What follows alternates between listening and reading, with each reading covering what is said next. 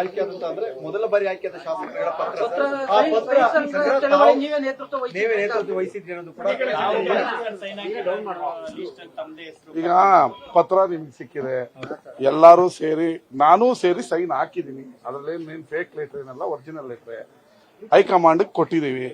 2028ಗೆ ನಮ್ಮ ಸರ್ಕಾರ ಮತ್ತೆ ತರಬೇಕು. ಆ ಕಾರಣದಿಂದ ಕ್ರಿಯಾಶೀಲವಾಗಿರುವಂತ ಹೊಸದಾಗಿ ಗೆದ್ದಿದ್ದಾರೆ ಅನ್ನೋದನ್ನ ನೆಗ್ಲೆಕ್ಟ್ ಮಾಡ್ದೇನೆ.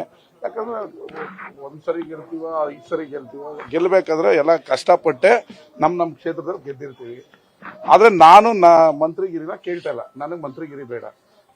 ಪ್ರತಿಭಾವಂತರು, ಟ್ಯಾಲೆಂಟ್ ಇರೋರು ಮತ್ತೆ ಪ್ರಾದೇಶಿಕವಾಗಿರುವಂತ 5 ಜನ ನಮ್ಮ ಹೊಸ ಶಾಸಕರಿಗೆ ಮಂತ್ರಿ ಕೊಡಿ ಅಂತ ನಾವೆಲ್ಲ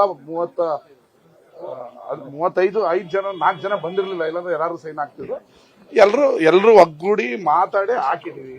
ಒಂದು 5 ಜನಕ್ಕೆ ಮಂತ್ರಿ ಕೊಡ್ಲಿ, ಅದ್ರಲ್ಲಿ ತಪ್ಪಿಲ್ಲ. ಯಾಕಂದ್ರೆ ಬೇರೆ ರಾಜ್ಯದಲ್ಲಿ ಬೇರೆ ಪಕ್ಷಗಳು ಪ್ರಥಮ ಬಾರಿ ಗೆದ್ದವ್ರನ್ನೇ ಮುಖ್ಯಮಂತ್ರಿ ಮಾಡ್ತಾ ಇದಾರೆ. ಕಾಲಕ್ಕೆ ತಕ್ಕನಾಗೆ ಪಕ್ಷ ವೇಗವನ್ನ ಪಡಿಬೇಕು. ಹೊಸ ಶಾಸಕರಿಗೂ ಮಂತ್ರಿ ಗಿರಿಯನ್ನ ನಿಭಾಯಿಸುವಂತ ಶಕ್ತಿ, ಸಾಮರ್ಥ್ಯ ಎಲ್ಲ ಇದೆ. ಆದ್ರಿಂದ 5 ಜನಕ್ಕೆ ಕೊಡಿ ಅಂತ ನಾವು ಹೇಳ್ತಾ ಇದ್ದೀವಿ. ಎಲ್ಲ ಹೈಕಮಾಂಡ್ ನಾಯಕರ ಪ್ರತಿಕ್ರಿಯೆ ಬಂತ ಸರ್? ಈ ಒಂದು ಬರುತ್ತೆ ಕೊಟ್ಟಿದೀವಿ, ಬರುತ್ತೆ. ಈ ನಮ್ಮ ನೋಡಿ, ಈಗ ಮಂಗಳೂರಲ್ಲಿ ನಮ್ಮ ಅಶೋಕ್ ರೈ ಒಬ್ಬರೇ ಗೆದ್ದವ್ರೆ, ಅಂತವ್ರು ಕೊಡ್ಲಿ. ನಮ್ ಶಿವಗಂಗನ್ ಅಂತವ್ರು ಕೊಡ್ಲಿ, ನಮ್ ಭರತ್ ರೆಡ್ಡಿ ಅಂತವ್ರು ಕೊಡ್ಲಿ. ಎಲ್ಲ ಸ್ಟ್ರಾಂಗ್ ಇದಾರೆ. ಎಲ್ಲ 31 ಜನರಲ್ಲಿ ನಮ್ ಪ್ರದೀಪ್ ಈಶ್ವರ್ ವೆರಿ ಟ್ಯಾಲೆಂಟ್ ಇದೆ. ಪಕ್ಷಕ್ಕೆ ಒಂದಷ್ಟು ಓಟ್ ತರೋಷ್ಟು ಕೆಪಾಸಿಟಿ ಇದೆ. ಇದರ ಮಹಿಳೆಯರಲ್ಲಿ ನಯನ ಮೋಟಮ್ ಕೊಡ್ಲಿ. ನನಗ್ ಬೇಡ, ನಾನು ಮಂತ್ರಿ ಕೊಟ್ರು ನಿಜವಾಗ್ಲೂ ನಾನು ತಗೊಳಲ್ಲ. ನಾನು MLA ಸಾಕು. ನನಗೆ ನನ್ನ ಕ್ಷೇತ್ರ ಅಭಿವೃದ್ಧಿ ಆಗೋದು ಸಾಕು. ಹೊಸ ಹುಡುಗರು ಕೊಡ್ಲಿ, ಹೊಸಬ್ರು ಕೊಡ್ಲಿ. ಅವ್ರ ಕೆಪಾಸಿಟಿ ಇದೆ, ಅವರು ಚೆನ್ನಾಗಿ ಮಾಡಿರ್ತಾರೆ. ಮತ್ತೆ ಪಕ್ಷಕ್ಕೆ ಯಂಗ್ ಟರ್ಕ್ಗೆ ಮಂತ್ರಿ ಮಾಡಿದ್ದಾರೆ ಅಂದ್ರೆ ಪಕ್ಷ ಹೊಸ ಇದಾಗಿ ಬರುತ್ತೆ, ಚಾರ್ಮ್ ಬದಲಾಗುತ್ತೆ. ಅದಕ್ಕೆ 28ಕ್ಕೂ ನಮ್ದೇ ಸರ್ಕಾರ ಬರುತ್ತೆ. ಅದರಿಂದ ಬರುತ್ತೆ. ಅದನ್ನೆಲ್ಲ ಇಲ್ಲಿ ಡಿಸ್ಕ್ಲೋಸ್ ಮಾಡಿ ಪತ್ರ ಬರೆದಿದ್ದೀರಿ ಅಂದ್ರೆ ಏನೋ ಬೆಳವಣಿಗೆ ಆಗುತ್ತೆ ಅನ್ನುವಂತ ತಮಗೇನಾದ್ರು ಸಿಕ್ಕಿ ಬರ್ದಿರೋದಲ್ಲ. ನಾವೆಲ್ಲ ಒಗ್ಗಟ್ಟಾಗಿ ರಾಹುಲ್ ಗಾಂಧಿನೂ ಮೀಟ್ ಮಾಡ್ತೀವಿ, ಸುರ್ಜೇವಾಲಾ ಅವ್ರನ್ನೂ ಮೀಟ್ ಮಾಡ್ತೀವಿ, ಮುಖ್ಯಮಂತ್ರಿನೂ ಮೀಟ್ ಮಾಡ್ತೀವಿ. ಮುಖ್ಯಮಂತ್ರಿನೂ ಮೀಟ್ ಮಾಡ್ತೀವಿ, DCMನೂ ಮೀಟ್ ಮಾಡ್ತೀವಿ, ವೇಣುಗೋಪಾಲ್ ಅವ್ರನ್ನೂ ಮೀಟ್ ಮಾಡ್ತೀವಿ. ಟೈಮ್ ಕೇಳ್ತೀವಿ. ಟೈಮ್ ತಗೊಂಡು ನಾವೆಲ್ಲ ಒಗ್ಗಟ್ಟಾಗಿದ್ದೀವಿ.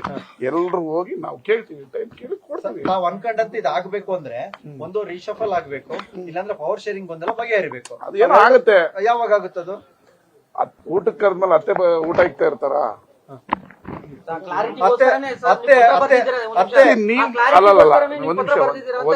ಒಂದ್ ನಿಮಿಷ. ನಿಮ್ಮ ಊಹೆಗೆ ನನ್ನ ಉತ್ತರ ಅಲ್ಲ. ನಾವು ಬರ್ದಿರೋದು 5 ಜನ MLAಗಳನ್ನ ಹೊಸದಾಗಿ ಗೆದ್ದಿರೋರನ್ನ ನೆಗ್ಲೆಕ್ಟ್ ಮಾಡಬೇಡಿ, ಮಂತ್ರಿ ಮಾಡಿ. ಪಕ್ಷಕ್ಕೆ ಒಂದು ಚಾರ್ಮ್ ಬರುತ್ತೆ. ಯಂಗ್ ಟರ್ಕ್ಗಳಿಗೆ ಒಂದು ಅವಕಾಶ ಸಿಕ್ಕಾಗುತ್ತೆ. ಪ್ರಾದೇಶಿಕ ವಾರಗಳಲ್ಲಿ ಕೊಡಿ. ಈಗ ಮಂಗಳೂರು ಅಂತ ಪ್ರದೇಶಗಳಲ್ಲಿ ಗೆಲ್ಲಕ್ಕೆ ಇಲ್ಲ ಕಾಂಗ್ರೆಸ್. ಅಶೋಕ್ ರೈ ಗೆದ್ದಿದ್ದಾರೆ, ಕೊಡಿ. ಅವ್ರಿಗೆ ಟಾಸ್ಕ್ ಕೊಡಿ. ಇಡೀ ಮಂಗಳೂರನ್ನ ನೀನು ಗೆಲ್ಸ್ಕೊಂಡ್ ಬರ್ಬೇಕು, ಮಂತ್ರಿ ಮಾಡ್ತೀನಿ ಅಂತ ಟಾಸ್ಕ್ ಕೊಡಿ. ಅವರು ಬೆಳಗ್ಗೆ ರಾತ್ರಿ ಓಡಾಡಿ ಕೆಲಸ ಮಾಡ್ತಾರೆ. ಆತರ ಪ್ರಾದೇಶಿಕವಾಗಿ ಇರೋರಿಗೆ, ಚೆನ್ನಾಗಿರೋರು ಕೊಡಿ. ಮಧ್ಯ ಕರ್ನಾಟಕದಲ್ಲಿ ನಮ್ ಶಿವಗಂಗನ್ ಕೊಡಿ, ನಯನ ಕೊಡಿ. ಚಿಕ್ಕಮಂಗ್ಳೂರ್ ನೋಡಮ್ಮ, ನೆಕ್ಸ್ಟ್ ಈಗಿರೋದ್ರಲ್ಲಿ ಹೊಸಬ್ರು. ಆ ತರ ನಾನು ಹೇಳ್ತಾ ಇರೋದೇ ಹೊರತು ನಮಗ್ ಮಾಡಿ ಅಂತಲ್ಲ. ಆಮೇಲೆ ನೀವು ಅದಕ್ಕೆ ಕ್ವಶನ್ ಮಾರ್ಕ್ಗಳು ಹಾಕೊಂಡೋಗಿ ನಮ್ಮನ್ನ ಹತ್ರ ಉತ್ತರ ಬಯಸಿದ್ರೆ ನಮ್ಗಿಲ್ಲ. ನಾವು ಕೇಳ್ತಾ ಇರೋದು ನಮ್ಮ MLAಗಳು ಕೊಡಿ ಅಂತ. ಸರ್, ಊಟಕ್ಕೆ ಕರಿಬೇಕಾಗಿದ್ದ ಅತ್ತೆ ಹತ್ಕೊಂಡು ಮೂಲೆಯಲ್ಲಿ ಕೂತ್ಕೊಂಡ್ರೆ ಅಳಿನ ಆತಿಥ್ಯ ಮಾಡೋರು ಯಾರು ಸರ್? 2 ತಿಂಗಳಾಯ್ತಲ್ಲ. ಆಗುತ್ತೆ, ಊಟಕ್ಕೆ ಕರೆದ 2 ತಿಂಗಳಾಯ್ತು. ಸಂದರ್ಭ ಬರುತ್ತೆ. ಇನ್ನೊಂದು ವಾರದಲ್ಲಿ ನಾನೇ ಪ್ರೆಸ್ ಮೀಟ್ ಮಾಡ್ತೀನಿ. ಟೈಮ್ ತಗೊಳ್ತೀವಿ ಎಲ್ಲಾರು. ಅವ್ರನ್ನ ದಿನ ಭೇಟಿ ಮಾಡೋದು, ಅಪ್ಪ ಮಕ್ಕಳು ಭೇಟಿ ಮಾಡೋದು, ಯಾಕೆ ಮನೆಗೆ ಬಂದ್ರಿ ಅನ್ನೋ ತರ ಆಯ್ತು. ನೀವು ಅವ್ರನ್ನ ಭೇಟಿ ಮಾಡೋದು ಸರ್ವೇ ಸಾಮಾನ್ಯ. ಬೆಂಗಳೂರು ಈಗ ಬರೋಕ್ ಮುಂಚೆ ಮುಖ್ಯಮಂತ್ರಿ ಅವ್ರ ಮನೆಗೂ ಹೋಗಿದ್ದೆ. ಅಷ್ಟರಲ್ಲಿ ಅವ್ರ ಮೀಟಿಂಗ್ ಕೊಟ್ಟಿದ್ರು. ಏನ್ ಹೇಳ್ತಾ ಇದ್ದೀನಿ ನಾನು, DK ಶಿವಕುಮಾರ್ ಸಾಹೇಬ್ರ ಮನೆಗೆ ಬರೋದನ್ನ ನೀವೇ ನಾನು ದಿನ ಬರ್ತೀನಿ. ನಾ ಮುಖ್ಯಮಂತ್ರಿ ಮನೆಗೂ ಹೋಗ್ತೀನಿ.